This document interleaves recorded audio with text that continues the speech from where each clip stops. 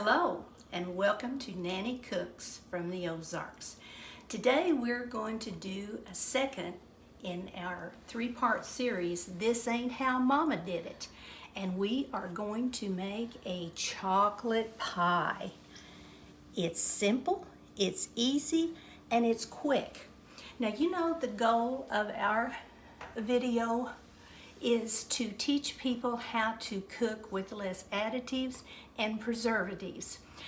If you look on the back of packages of things, there's stuff we can't pronounce. There's many additives that we don't know if they're good for us or not. So we're going to make this chocolate pie from scratch, and we're going to do it from my mom's recipe of puddings and pie fillings, but we're going to make it easier. So if you'll come on over here with me to the stove, we will start this procedure. First thing you need is a good heavy bottom pan like this one. So a heavy bottom keeps it from sticking so easily.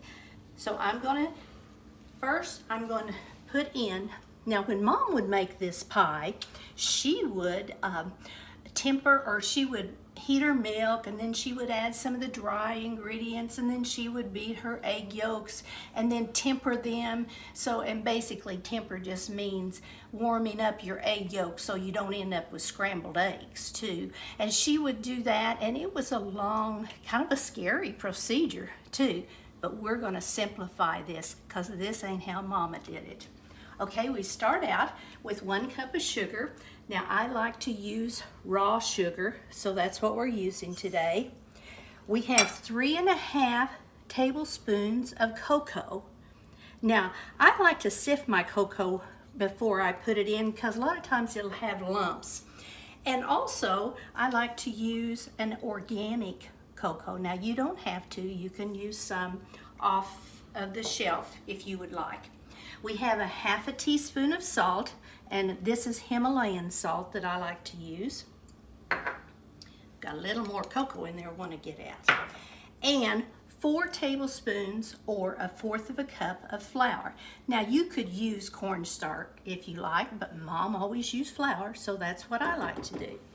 We're just going to stir those a little bit, all of these dry ingredients. And now this is where it's different than Mom did it. At this point, she would put a little milk in, stir it and cook it. And we're not going to do that. We're going to put all of our milk in. This is 2½ cups of milk and 2 egg yolks. I'm just going to put it right in here. Now, some of you may be gasping at this point, but you don't need to because this works. All right. So what do we have so far? Some of my salt didn't come out there. Okay, so far we have 4 tablespoons of flour, 1 cup of sugar, 3½ tablespoons of cocoa, and 1/2 teaspoon of salt. We stirred those up, and then we added our 2½ cups of milk and our 2 eggs. Now at this point, I'm going to turn the burner on. And one of the keys to this is to keep stirring. The other 2 things that are important to have with this recipe is a whisk, which I've got here, and a spatula too. So we're just going to stir this for a little bit. Now, you know, I looked up pudding, instant, or not an instant, but a cooked pudding that you get from the grocery store. And I found some kind of scary information on it. Number 1, an ingredient was cocoa processed with alkali sodium phosphate. Now what is that? I don't have a clue, but I don't want it in my food, I don't think. Another thing, it has artificial flavor, and it has red dye, yellow dye, and blue dye. Now this hits very home to me because we have a family member that is allergic to red dye, and I've had their mama tell me that it's amazing how many foods have red dye in them. So before you buy that chocolate pudding or any pudding mix, you might kind of turn it around and look at those ingredients. Now, see how this is all mixed up? Now, all we're going to do now is wait for it to come to a boil. And while it's doing that, next video we'll have the third of the 3 videos. We're going to make sweet dill pickles. Do you remember when your mom made dill pickles? Sometimes it was a 21-day process. You had to soak them in lime and do this and do that. Oh, we're going to make them really quick, and they're good and they're crispy too. So, okay, now we're just going to babysit this, and we're going to keep stirring it till it boils. Now, one of the reasons for that, this whisk does a good job, but also why you need a spatula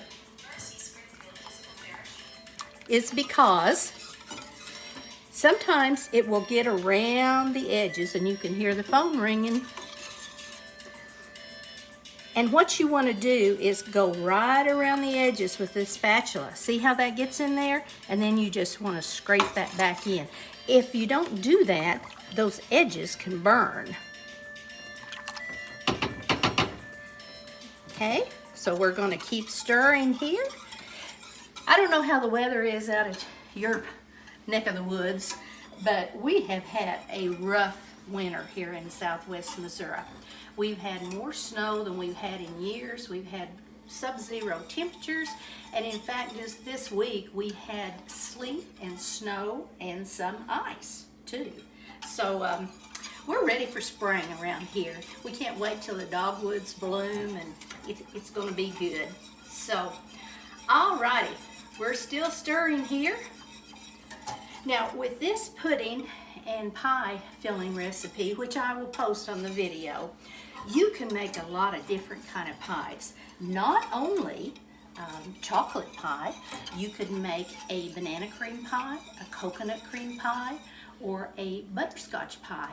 And the only difference in a butterscotch pie and the chocolate, you eliminate the chocolate and add a cup of brown sugar instead of regular sugar.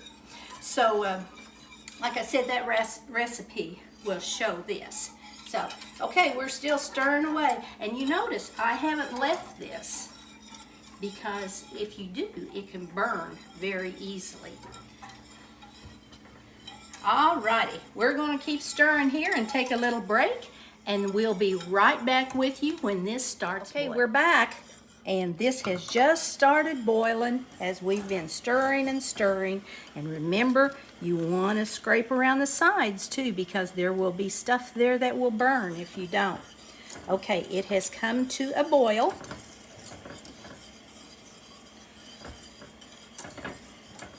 So we are going, let's get it boiling real hard here for just a few seconds. See how much thicker it is now? Now, one thing I like to do to give it a little extra kick is I like to add some mini chocolate chips. Now, these are semi-sweet chips. You could do milk chocolate if you like, but it just gives it a rich, rich flavor. So as soon as this starts boiling again,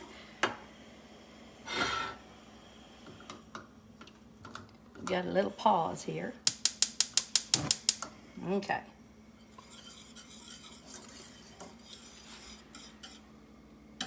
It will be boiling just shortly here. And while that's doing that, I want to show you this. I have already baked a pie shell to put it in. Now you can buy a pie shell, or you can make it. In one of my previous videos, I showed you how to make a pie crust. It's very easy to make, and I know you can do it. Okay, we are boiling again. You see those boil bubbles? So I'm going to turn the flame off, and I'm going to add this half a cup of my mini chocolate chips, a teaspoon of vanilla, which I just eyeball usually, and 2 tablespoons of butter.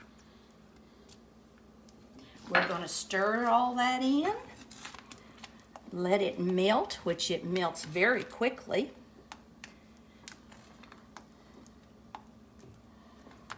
My husband loves to lick the pan when I'm making this chocolate pie, so I always leave a little extra in the pan for him. And since he's my cameraman today, he's going to be very happy about this. Okay, look here. It's all melted now. Nice and creamy. So we're going to put it in the pie shell. Whoop, there was a little bit of butter there, but you can just stir that in. This makes enough for a 9-inch pie. See, we'll leave a little there for hubby.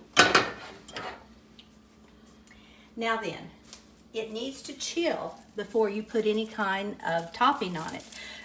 You could save your egg whites and make meringue for it. We prefer whipped cream on ours. So the next step is I have a piece of plastic wrap here. I'm going to put it over this and pat it down. And the reason for this, if we just put it in the refrigerator like this, it would get a skim crust on it, and we don't want that. We want it to be nice and smooth. So it's ready to go in the refrigerator up to 2 or 3 hours, and then you can put your topping on it, whatever topping that you like. This pie also freezes well without the topping. So if you want to make several and put them in the freezer, you can do that. So that's it on Mom's Chocolate Pie Updated, because we do it different than it used to be done, because we have a lot of quick steps that we can take too. So, and remember, our next video is on the sweet dill pickles. Crispy and light, easy and quick. So I hope you'll join us again, and I hope you have a great day. Bye-bye.